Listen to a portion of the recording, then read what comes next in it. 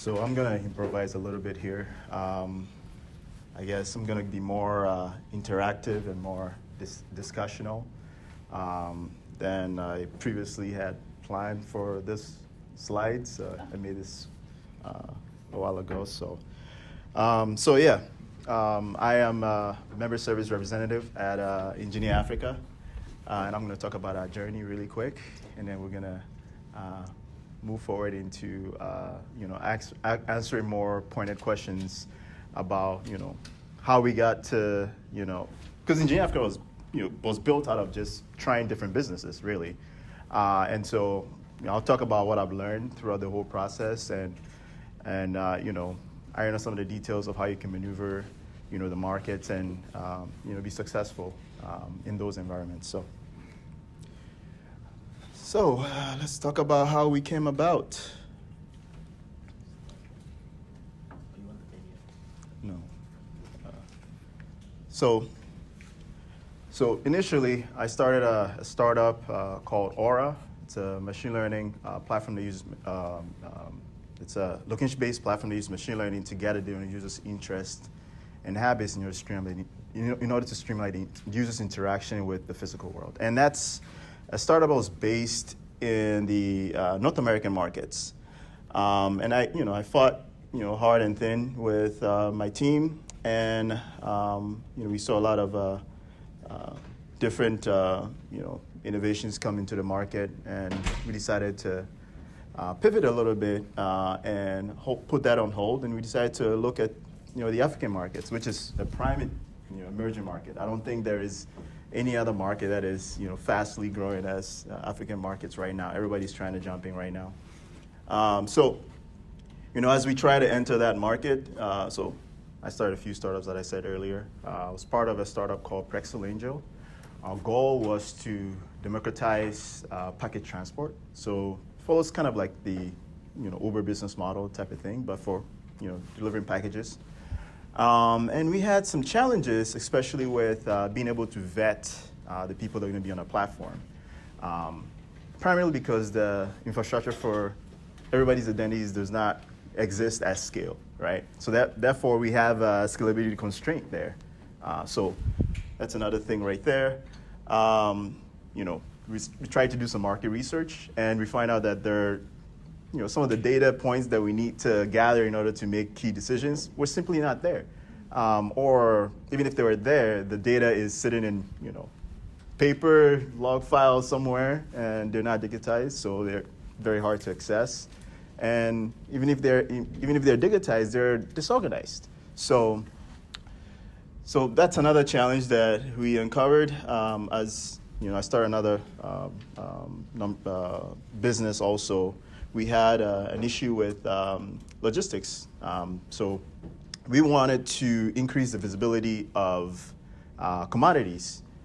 So essentially, you're a business that you sell, say, Moringa, or you mass produce Moringa or whatever, right?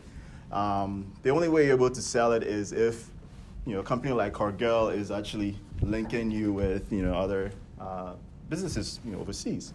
So we wanted to build a platform that completely just make it easy for anyone anywhere to see what products Africa has to offer and be able to purchase them.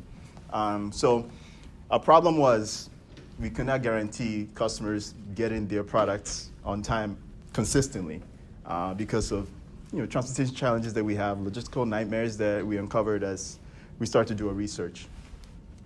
And then later on, as we were looking at all of this, we decided to take a step back here and realize that, okay, this is a prime market that we want to enter, but it's probably not ready for the set of solutions that we're trying to deploy. So,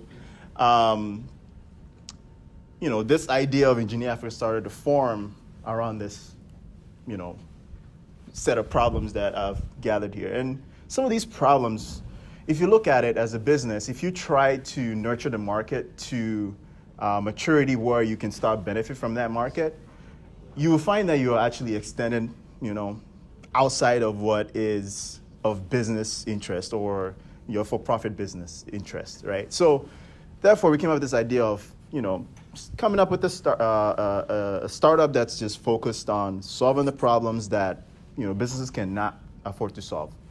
Oh, so like a startup for startups. Something like that's how it started. Now I'll get into where we are right now, but that's how it started out, more or less. Right? We wanted to bring people together. You can go to the next slide, please. We wanted to bring people together to share their knowledge in being in the African markets and sharing best practices and figure out how we can all be successful, more or less. And that's how it kind of started. And the way we tested this idea is we had a meetup platform that we launched, and we launched a couple of different areas. So here you see there's a comment there. There is the chapter for Atlanta there. And as we're thinking about this, we got very, very quickly, we got to 1,200 members. And so that's where we started to think, okay, we probably have something here. We should keep going. And then we got a lot of interaction on the platform. There's just a lot of people, just sharing how much they're so passionate about Engineering Africa and, how they can be involved. It was indeed overwhelming. I shared one of a Snapchat of one of the messages that I saw that I thought was, incredibly encouraging for us to, keep going and actually formalize this effort. Next slide, please.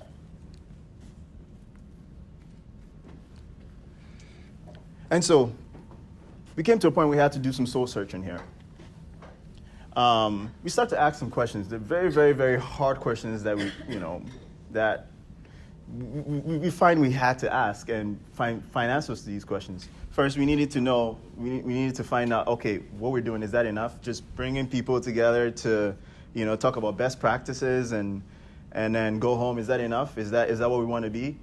We realized probably that's not enough. That's not bringing enough impact, to ground zero. And so we explored that a little bit. I'm not going to tell you what we actually came up with in detail, but I'll share who we are later on. So then we also asked ourselves, okay, what are we up against? There are a lot of organizations out there. The UN is there. They've shipped their, is it 2020 priorities or something like that? And we've seen, the African Union. We've seen all these large organizations with, millions and billion-dollar budgets, and a bunch of small organizations. And we asked ourselves, okay, what we're doing that's not different from them. I mean, how do we really make a difference in this climate, and why have they not been effective? With all of this, efforts they're pouring into all this resource that are pouring into these organizations. Why haven't they been effective? And I went back to Ghana. I left Ghana about 15 plus years ago. There are certain places that are exactly the same as I left, right? So all these organizations, what have they really achieved? So that's a question we had to ask ourselves. And in the process of asking ourselves all these questions, we kind of lost ourselves a little bit. And so we had to ask ourselves, who are we? Who are we really, right? And we got to the point we also had to ask, okay, how can we really have a real impact on a continent, right? Because that's really what we want to do. If we want to, head towards a point where we can, nurture the market so we can all benefit, we need to actually have, ground level impact. So we had to ask ourselves that. And we have to understand what is fundamental here, right? Because a lot of times us, engineers or business folks, we just start solving problems without really knowing whether it's the best fit, it fits into that market, And so, we had to come down to understand, okay, well, transport system is not ready for a lot of things. So, where should we channel most of our focus? Is to actually develop that transportation system, right? Food, not everybody has access to food, highly available as we have it here. And it's not as affordable, right? So these are fundamental things that you need to solve before you start solving other problems as a business. So we had to move in that, direction of answering that question. And obviously, we're starting out, right? We cannot just try to change the whole entire Africa by ourselves, or or take on such a huge task without any proper analysis on what we can do today. So we have to find out, okay, how do we mitigate our risk of failing as an organization? Because if we bite too much, we might not be able to deliver anything at all. So that's a question we have to ask ourselves. We're going to move on to the next. So after answering all these questions and working with the team, we finally came to a conclusion that this is what our mission is. Our mission is to mobilize a set of resourceful individuals who can start solving the problems on the African continent, right? We start with that. And then, through this community, we can start to create sustainable solutions that, at the end of the day, can create some economic development in our countries. Next slide. Next slide. So, what is Engineer Africa, really? Well, more or less, it's pretty much a center that gathers data on the African markets and commits resources to solving those problems. And there are numerous ways we try to actually get to the core of implementing what we say we are. I won't get into that, but I'm sure you will find out more as we keep growing. So, next to our vision. At the end of the day, we want to create a self-sufficient Africa, right? An Africa that solves its own problems with its own resources. We want to get to that point. And we're trying to do that right now. And our vision is to, incrementally solve all these pressing challenges, one at a time in a democratized effort. So when I say democratized effort, what I mean is instead of being a solution owner to every single project, we want to commit existing organizations who are established, say, been around for at least 3 to 5 years, to be solution owners, and then we mobilize a community around these projects and solutions to actually carry them forward. And so we're trying to steer the ship towards the right direction with the community that we're building. Next, please. And obviously, how are we doing this today? Community is a big part of it. The way we're building is the way we can ever be successful is with a community, a very, very large community of diaspora professionals and people on the ground that can help us, really be successful. And also startups. We have a subset of community engagements that's focused on building relationships with startups, creating roadmaps with these startups roadmaps of growth with these startups, and corporations setting up a relationship with them so we can pull them in, engage them in what's going on in our countries and how we can best work together to bring opportunities on the ground also for people there. Think tanks. So think tanks is focused on picking up a problem, bringing enough experts to the table, and those experts are going to be fed from the professional associations that exist as a category in our set of programs and divisions. And these experts think through problems and then find solutions to these problems, and then engages, executionists. Say, recent grads. We have a huge unemployed, talents on our continent. A lot of people, they have university degrees, but they're working at that, ShopRite mall. We can certainly, empower them to be the executionists for some of the solutions that the think tanks come up with. And capital generation. Well, that did not show up correctly. Capital generation for our projects. We want to be the vessel that is gathering as much resources to, throw at some of the problems that are going to be existing on our platforms. Next slide, please. So In the engagements subdivision, we have I think it's chapter engagements, I think it's called. And we have decided that 2019, we're going to activate these 12 chapters. So far, we have activated San Francisco, we have activated Minneapolis chapter, we have activated Accra, we've activated DC, and we've yet to activate the rest of these. Seattle is one of them. We have to activate New York also.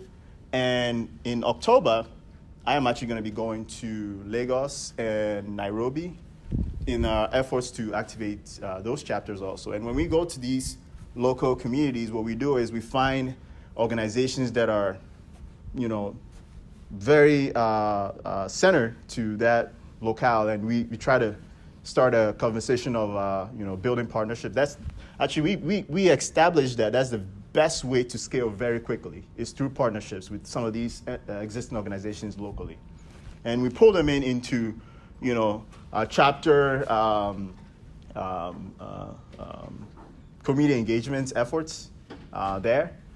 So when I go to Nairobi in Kenya, we're going to be meeting with a bunch of organizations and startups and universities and what have you to actually build that presence then. And we always end with a kickoff event. Next slide, please. So another thing I was going to add here is we have Engineer Africa as a movement and Engineer Africa as an organization. And part of our engagement efforts is the campaign. And actually, we have a sample campaign video that I'm going to show you quickly. We have a series of these that we're going to be launching pretty soon here.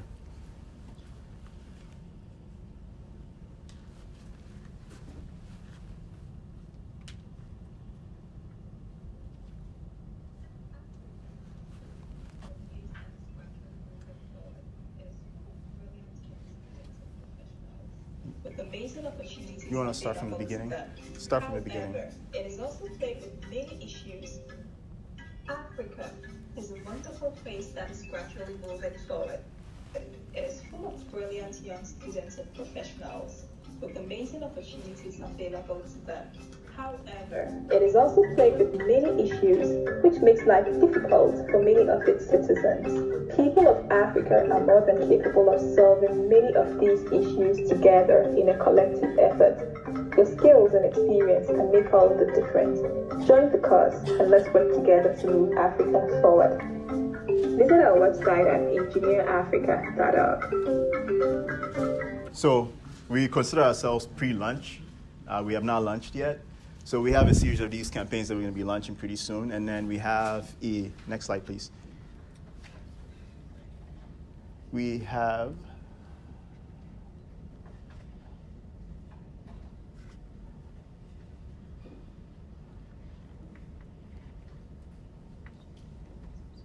let's talk about the team. Go back. Well, we have a solid set of team members here. Jote, who is president for Books for Africa, is our partnerships advisor. We have Larry Hercules, who's a former head of AI at AT&T, advising us with how we can grow and scale quickly. We have some interns. We have, just one intern for now, partnership development manager, Paz Swansea. He was in most of the partnership meetings that we went to. Sako, analyzing the markets for us. Selena, PhD, who's handling administrative functions, make sure we're all moving as a sync, as a team. Software developers, I am one, so I'm working on some of our platforms also. Gerard, who is making sure that we have close connection with all of our partners, so we make sure we are in constant contact with them and growing together. Professor Idrisu, who is operations research professor at Croydon Peck, he's helping us be as effective as we possibly can. And security is a huge thing for us, so we pulled in Charles Nwatu, who is a security manager at Netflix, so he's helping us with our security governance.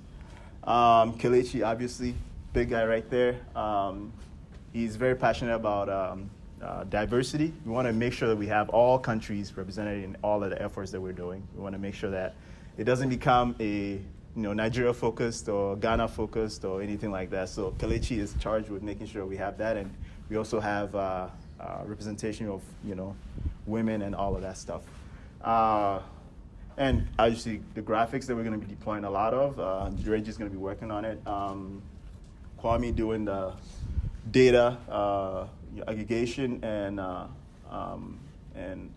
quality analysis for us to make sure that we can make decisions based on data and what we know. Martin developing the what's it called, mentorship program. There is a huge need for skills, locally, and the best way we can really, easily trickle down impact is to actually connect the diaspora professionals with, students or recent grads locally, and so that's a nice program. Martin is leading there. Michael McNair, CEO of 55B Labs. He's very passionate about partnerships, growth partnerships, so he's working with startups also. Solomon, leading the think tank, is actually the founder of the think tank group. And the reason why I put this slide on here is because I need, more people to help us, be successful. And obviously, it's a small team. We really need to grow as quickly as we can. And the work of developing Africa is going to take a very, very large team to really be successful. Next slide, please. And that slide did not show up very well here. I wanted to announce here, and this is only internal. We've been talking about this for like the past 5 months. We're gonna have a annual conference, and we decided we're gonna go for one that we've been talking about it for a while now. So that's an exciting thing that's coming up, and it's part of the engagements efforts, and it's part of our launching efforts too. Let's go to the next slide quickly. And obviously the conference, which I'm bringing up, is going to be covering these tracks there. So I'm just going to skip through it and get to questions really quick for you guys. And it's really going to be a deep dive of the problems that we're facing on our continents, creating powerful partnerships through this conference, inspiring the audience to actually take action. We see a lot of people with a lot of skill, but they're not being put to good use for developing our country. So we want to engage people at that level. And then obviously bring more people into Engineer Africa, because the only way we can be successful is to really grow the community to enormous size, because we're dealing with a continent here, and it's not a small undertaking. I think that should be the next. That should be that. So really, if you look at it, we're really bringing fulfillment to people. We're giving them the opportunity to be change agents. A lot of people with skills, like I said earlier, we're trying to streamline their ability to impact their own countries. Most of them will not move back. Some of my friends who are making like unthinkable amount of money, there is very, very little you can tell them that's going to cause them to leave their corporate jobs and move back to Africa. But through Engineer Africa, they can commit some 2 to 5 hours a week or something like that and still feel like they've created impact. So that's it for this slides. I'm going to open it up for questions to, the stuff that I've learned through the months and years of trying to be successful in the African markets.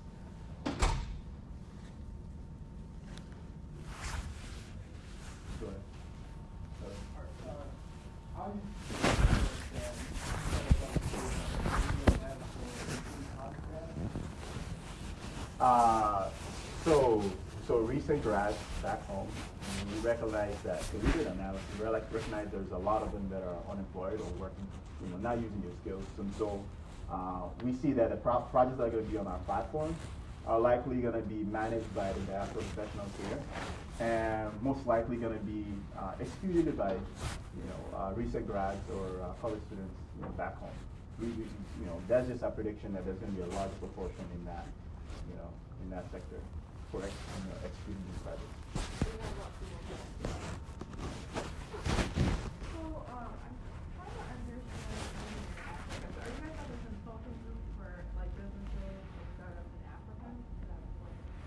There is an arm that focuses on a corporation that wants to explore the market backnet, and so we're supposed to be linking them with local resourceful people there to be able to get going with that.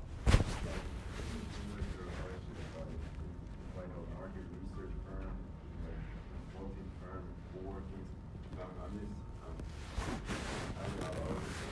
Is it for profit? Like business or? So we know the work that we do. We can never be. We cannot serve Africa if we have no profit, right? We need to make sure that the board of directors, don't make decisions based on what they're going to get in the pocket.